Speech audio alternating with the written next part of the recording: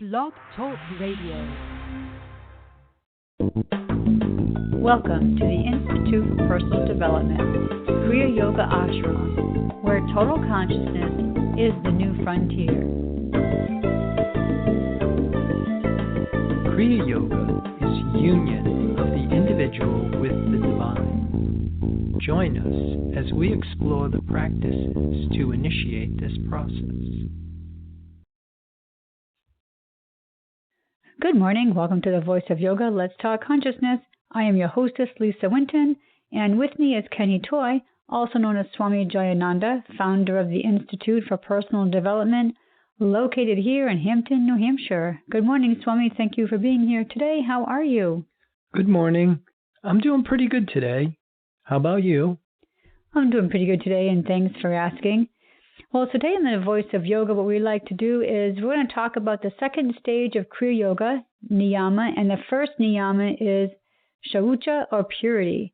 If you are aspiring for the goal of Kriya Yoga, total consciousness, you must be pure.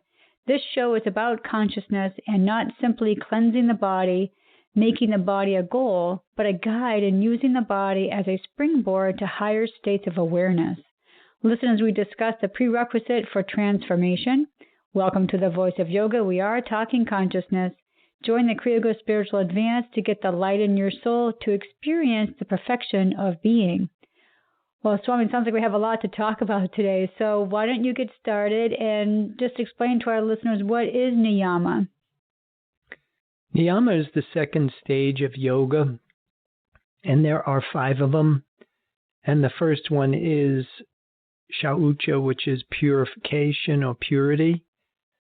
And then there is tapas, austerity, contentment, santosha, svadhyaya, which is sacred study or self-study, and then ishva, pranidhana, which is attunement to the absolute. And we're going to focus on the best detox suggestion for 2019, which is going to be a little bit different, I think, than what most people are doing, because we're really trying to prepare ourselves for a shift in consciousness that will help us transcend the law of karma, which will help us transcend the cycle of death and rebirth, which is a very different goal and objective than what most people are detoxing for, trying to look younger, live longer, and making their body a goal.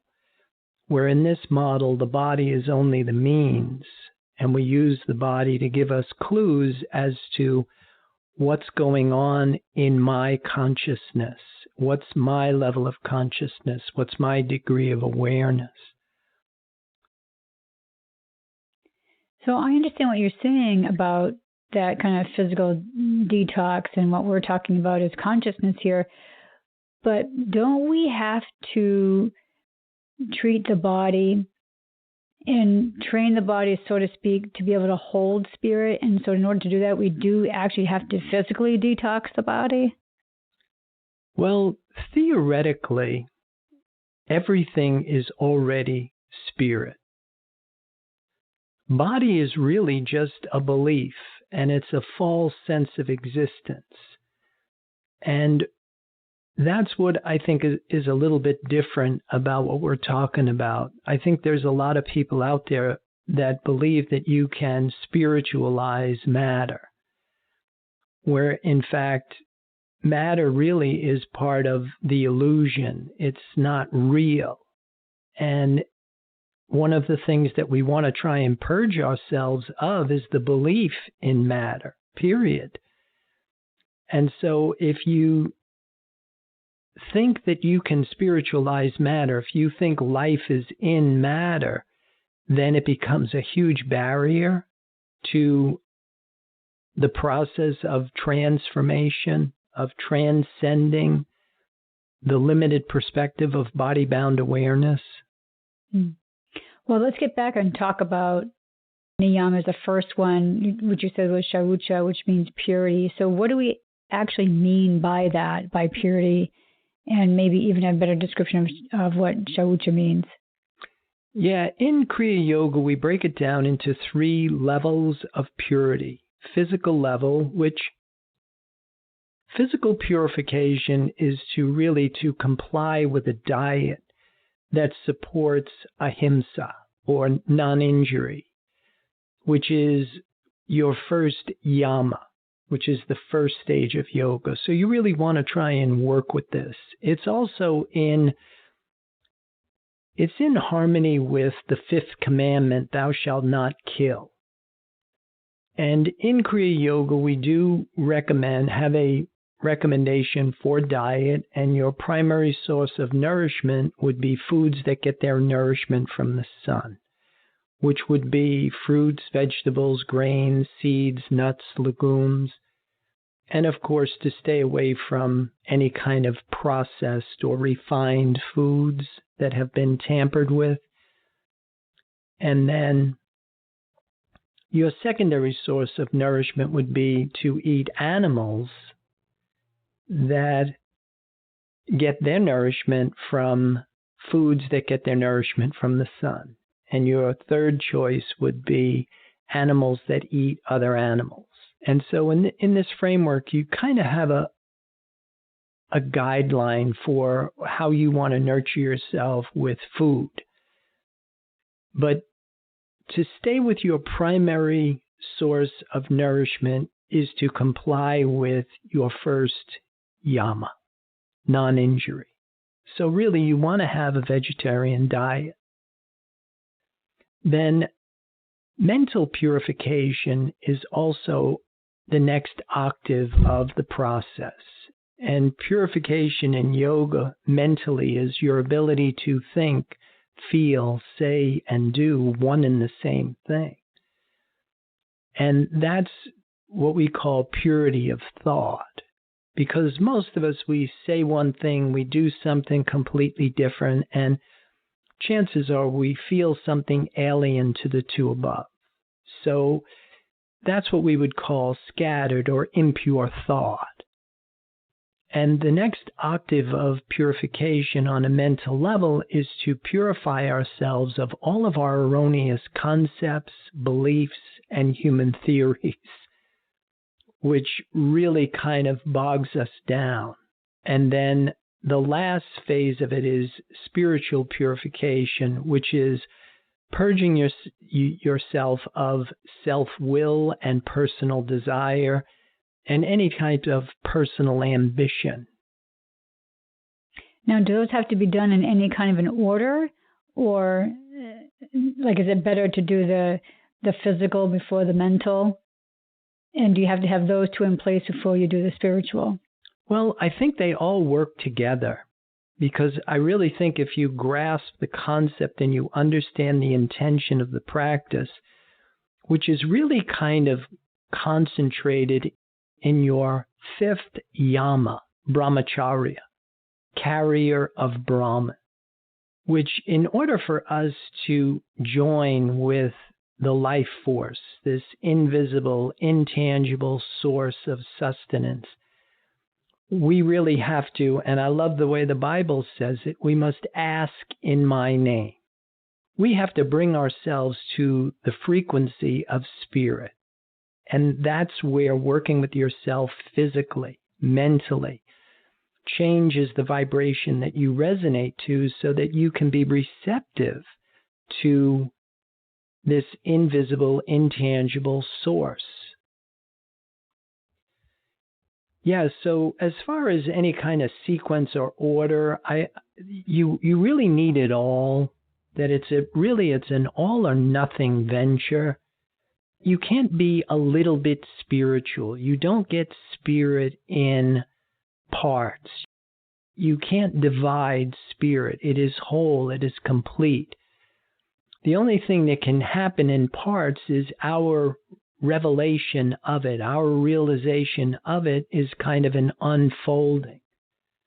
But spirit is the finished kingdom of heaven now. God's creation is whole, perfect, and it doesn't need anything done to it. So in the opening, we said that if you're aspiring for the goal of Kriya Yoga, which is total consciousness, you must be pure. So when you were saying earlier about mental purification is letting go of erroneous concepts, beliefs, and human theories, and I imagine that would also mean thoughts, like not having any, I guess for lack of a better word, bad thoughts. And if that's the case, then we could be in trouble. Yeah, because as you're trying to move through this process in yoga, you're going to come to the 5th stage, which is pratyahara. And pratyahara means sense withdrawal. And so as you're starting to work through these concepts, beliefs, and human theories, you're going to find that the testimony of your senses is avidya. It's ignorance. Anything that is reported in your 5-sense mind is duality, and it comes under the law of karma. So if we have a belief in matter, that becomes a barrier to you having a belief in this Ishva Pranidhana, which is the absolute. And you can't move beyond the law of karma unless you purge yourself of any iota of a belief in it.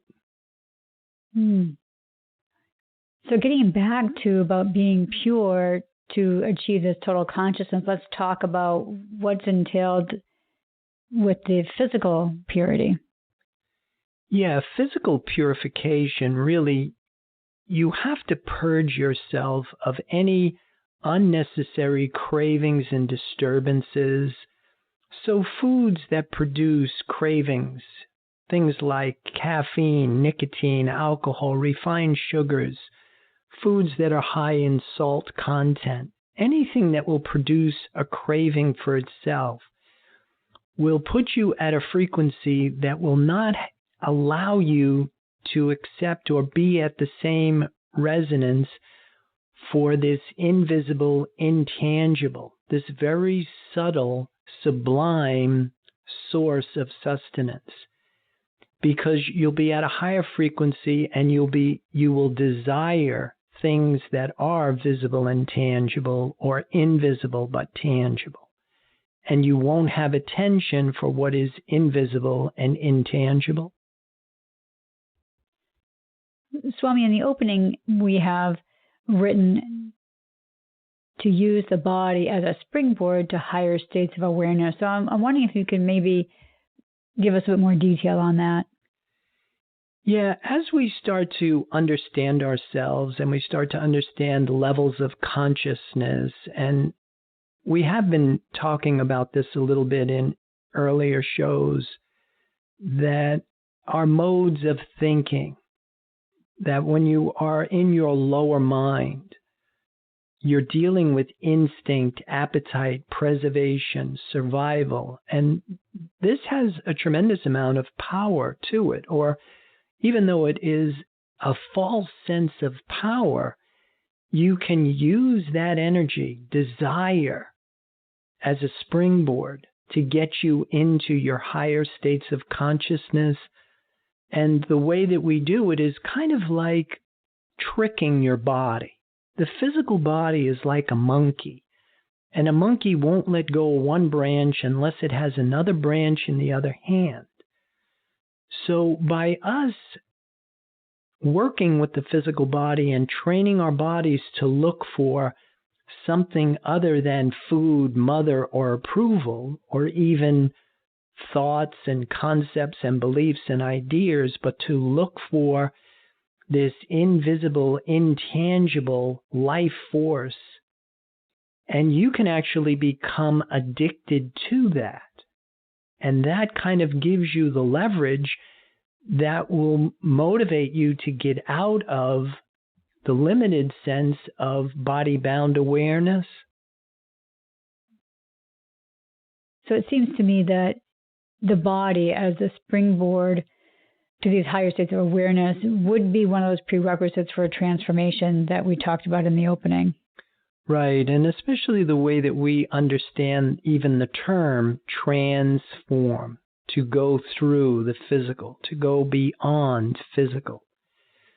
that the body becomes your means, and actually even your human mind becomes a compass to be able to use the information that you're getting from false sense of existence to be able to validate that what you're doing is truth. Because we're trying to connect with something that's invisible, intangible. And how do you know that what it is that you think this life force is going to give you the return that you're looking for if you're not using the external information to validate what it is that you're doing? So in other words, if you're moving from the law of karma, which is a belief in two powers, and it's all about changing finite bad to finite good, and you're moving into a dimension that is going to be under the government of divine law, which is not a mix of good and evil, but absolute goodness. Because you could be in finite good and getting a pretty good return, but it's not going to be the same as being in absolute good and eternal goodness. All right, well, let's pause right here to hear a message from our sponsors. So listeners, we'll be back with you in just a few moments.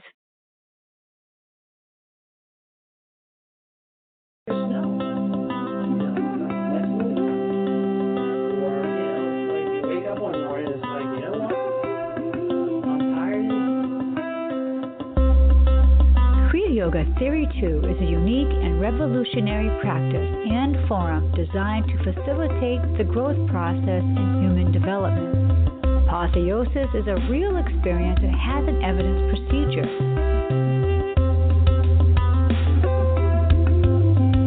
You cannot lead someone to permanent change by doing for them what they must do themselves. Personal accountability and responsibility are the foundation of Kriya Yoga Theory 2. You must be engaged and devoted. Prana power brings virtue to overcome fear, wisdom to overcome ignorance, purpose to overcome selfishness, enthusiasm to overcome laziness. Kriya Yoga is a path of action, knowledge, and devotion. These sessions are a celestial positioning system to guide the individual into union with the divine. For more information or to sign up for your next session online, go to www.ipdtransform.com. Namaste.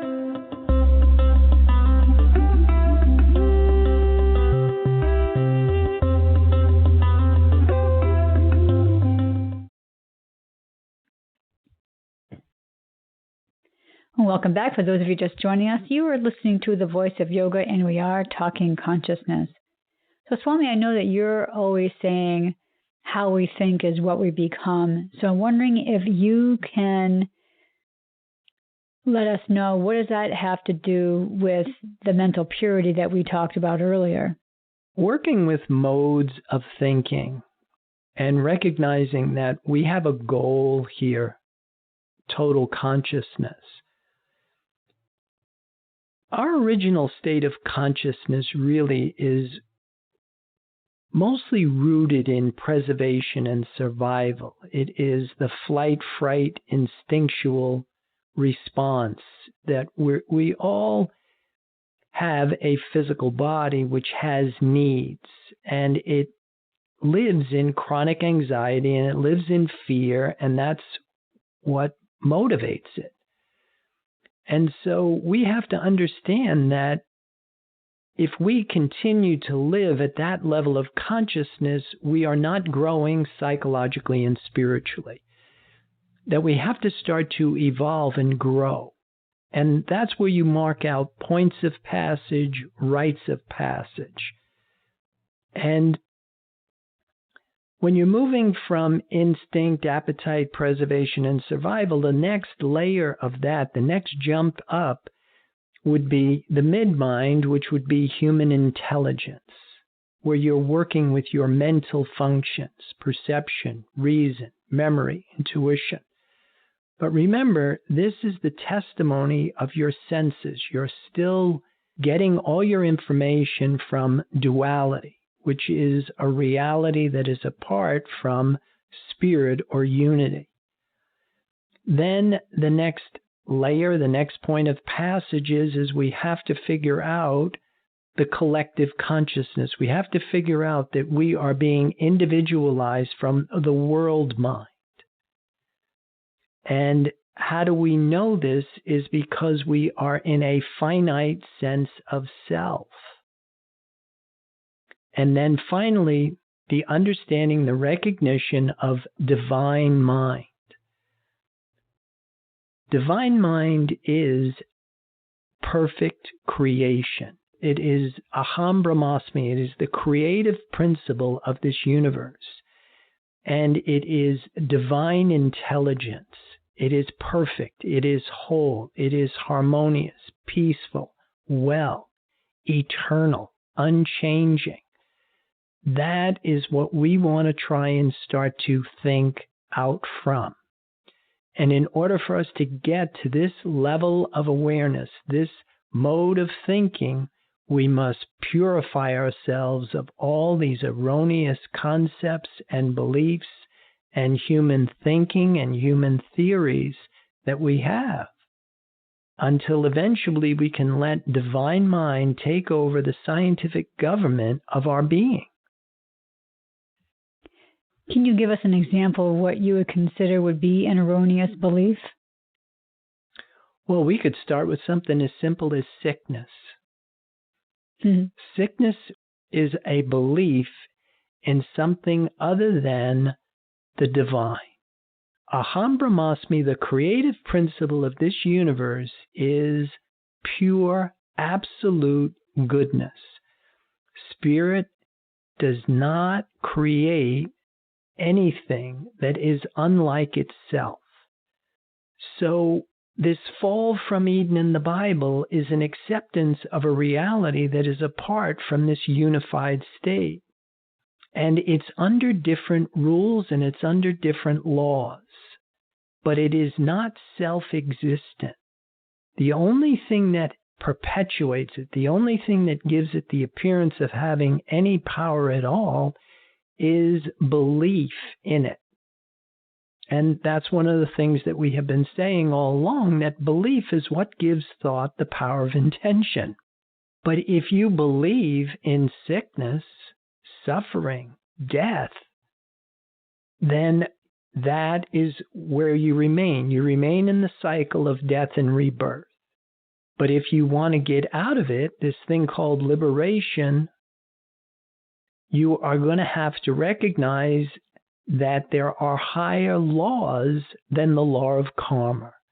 And the divine law of life is the belief in one power.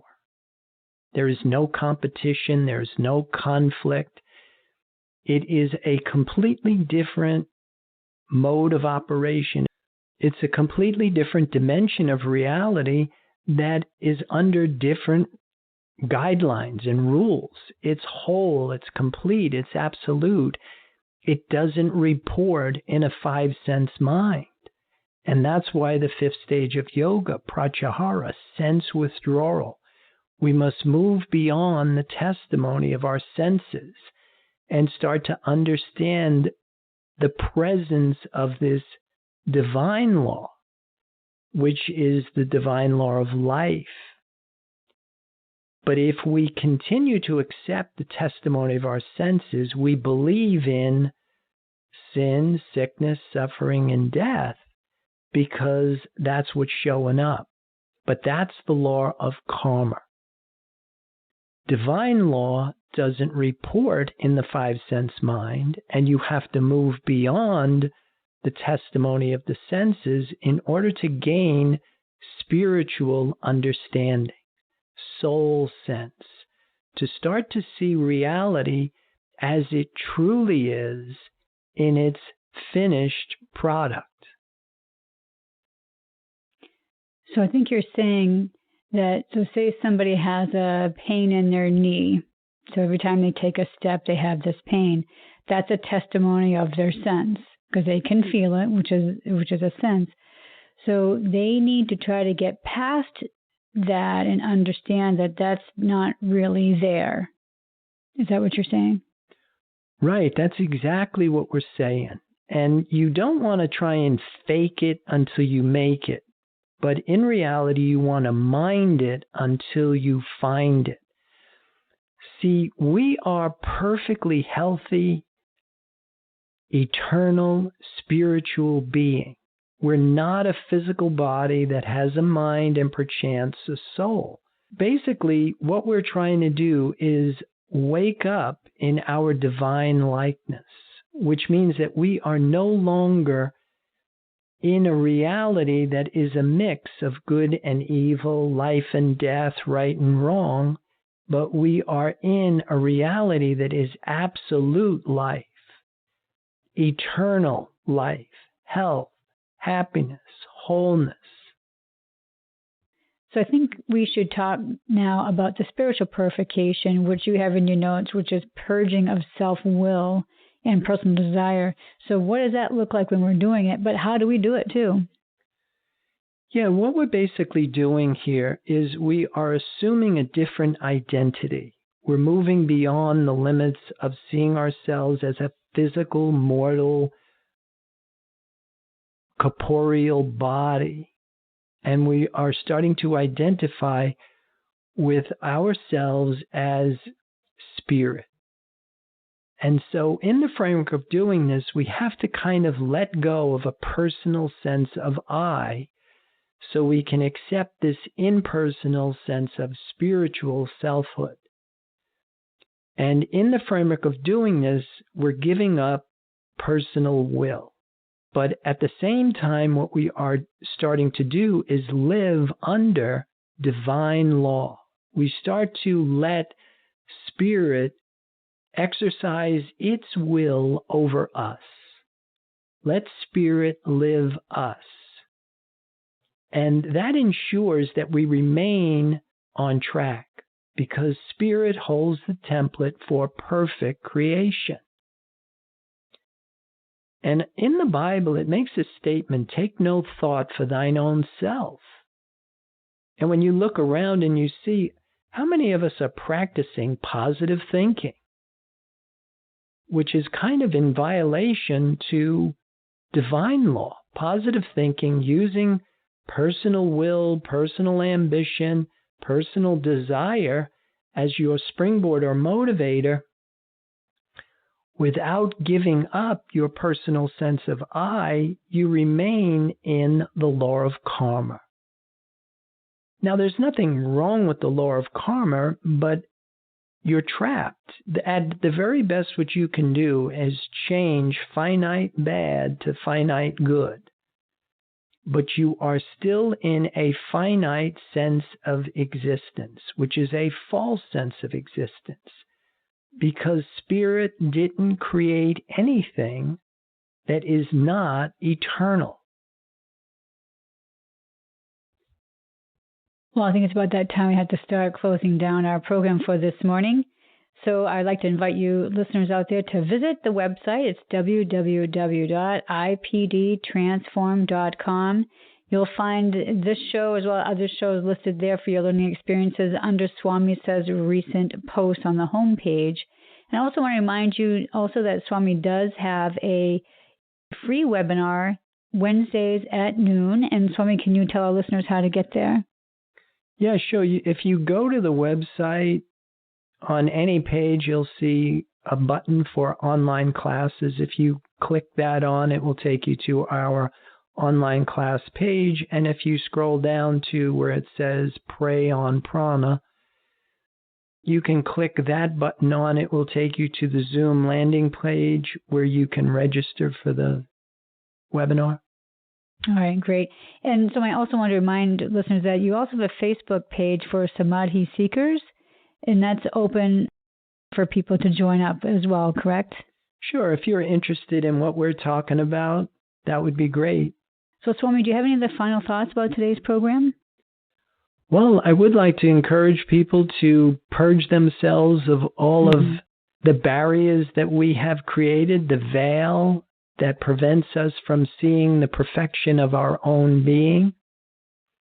And with that, I'll wish everybody a good day. Namaste. Well, and thank you for listening to our program, The Voice of Yoga. This is Lisa Winton, along with Swami Jayananda. We'll be signing off. Have a wonderful Kriya Yoga kind of day. Namaste.